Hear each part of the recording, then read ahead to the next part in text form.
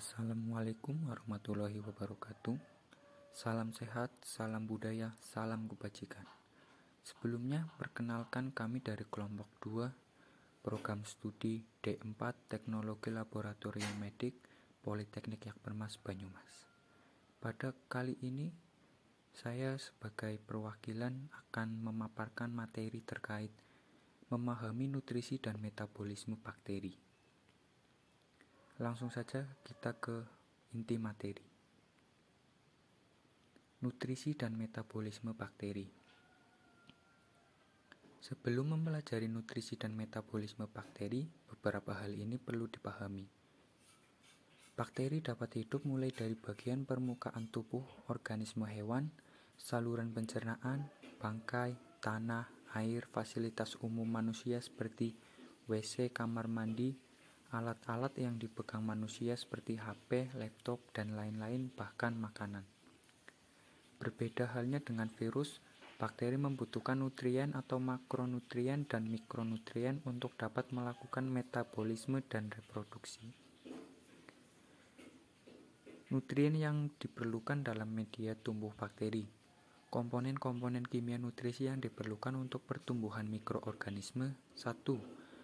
Makroelemen juga dikenal sebagai makronutrien seperti C, O, H, N, S, P, K, Ca, Mg, Fe dibutuhkan oleh mikroorganisme dalam jumlah yang relatif banyak. 2. Elemen dibutuhkan sedikit atau mikronutrien seperti Mn, Zn, Co, Mo, Ni, Cu dibutuhkan dalam jumlah kecil oleh banyak sel dan kadang disediakan cukup pada air yang digunakan untuk menyiapkan media atau pada komponen reguler media. 3. Elemen lain mungkin dapat dibutuhkan oleh tipe-tipe khusus mikroorganisme. Media kultur bakteri. Media tumbuh bakteri 1. Dapat berupa cairan atau liquid, 2. Semi-liquid, 3. Solid atau padatan yang mengandung berbagai nutrien yang dibutuhkan untuk pertumbuhan bakteri.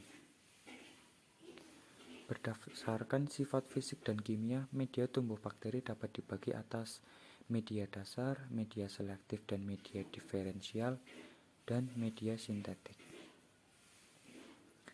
Cara membuat media pertumbuhan bakteri. Media natrium agar atau Na. Media Na dibuat dengan cara melarutkan Na bubuk sebanyak 20 gram dalam 1 liter aquades. Media dihomogenkan dengan stirrer sekaligus dipanaskan dengan menggunakan hot plate. Kemudian disterilisasi dengan autoclave pada suhu 121 derajat Celcius selama 15 menit sehingga didapatkan media Na yang steril. Potato dextrose agar atau PDA oxide, larutan 39 gram kemudian ke dalam 1 liter aquades dengan cara dipanaskan pada suhu 80 derajat Celcius sambil diaduk menggunakan alat bantu hot plate and magnetized stirrer.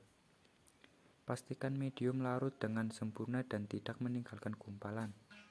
Kebutuhan media dapat ditimbang dengan rumus V1 per W1 sama dengan V2 per W2, dengan V1 merupakan volume standar pengenceran media, W1 berat standar pengenceran media, V2 volume yang diinginkan buat, W2 berat standar yang dibutuhkan. Pertumbuhan bakteri. Pertumbuhan yaitu pertambahan konstituen atau penyusun sel bakteri. Pertumbuhan bakteri tergantung pada kemampuan protoplasma pembentukan baru atau sel baru dari bahan baku nutrien yang ada di lingkungan. Umumnya pada pertumbuhan bakteri, pertambahan massa sel dan ribosom, duplikasi kromosom, sintesis sel baru dan membran selnya, tumbuhan dan reproduksi sel bakteri. Faktor lingkungan yang mempengaruhi pertumbuhan bakteri ada suhu, pH, salinitas. Cara reproduksi bakteri. Reproduksi bakteri secara aseksual. Reproduksi aseksual adalah reproduksi yang tidak melibatkan organ dan hanya melibatkan satu individu. Biasanya reproduksi bakteri secara aseksual ini memiliki fase yang bernama pembelahan biner. Di dalam fase ini, sitoplasma akan terbelah oleh sekat yang tumbuh tegak lurus. Tumbuhnya sekat ini akan diikuti dengan dinding yang melintang. Pembelahan ini akan terus berlangsung hingga akhirnya bakteri yang tadinya hanya satu terbelah menjadi dua. Berikut tahapan reproduksi bakteri aksesual. 1. Replikasi DNA yang elongasi. 2. Dinding sel membran plasma membelah. 3. Septum terbentuk dan DNA terpisah. 4. Sel terpisah menjadi dua atau pemisahan sel menjadi dua dan setiap sel mengulangi proses.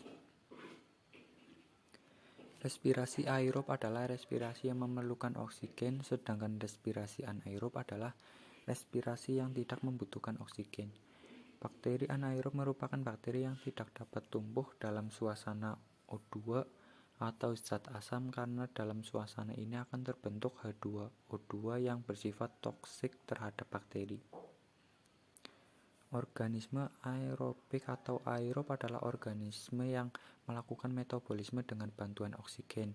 Aerob dalam proses dikenal sebagai respirasi sel menggunakan oksigen untuk mengoksidasi substrat, sebagai contoh gula dan lemak, untuk memperoleh energi. Rangkaian proses respirasi aerob menghasilkan 38 ATP, namun 2 ATP telah digunakan dalam proses glikolisis sehingga hanya 36 ATP yang dihasilkan oleh 1 molekul gula. Jika yang dihidrolisis pada 2 molekul gula, maka akan menghasilkan 72 ATP. Terima kasih. Kami berharap agar tugas terkait nutrisi dan metabolisme bakteri ini dapat dijadikan sebagai salah satu sumber bacaan dan dapat digunakan sebagaimana semestinya.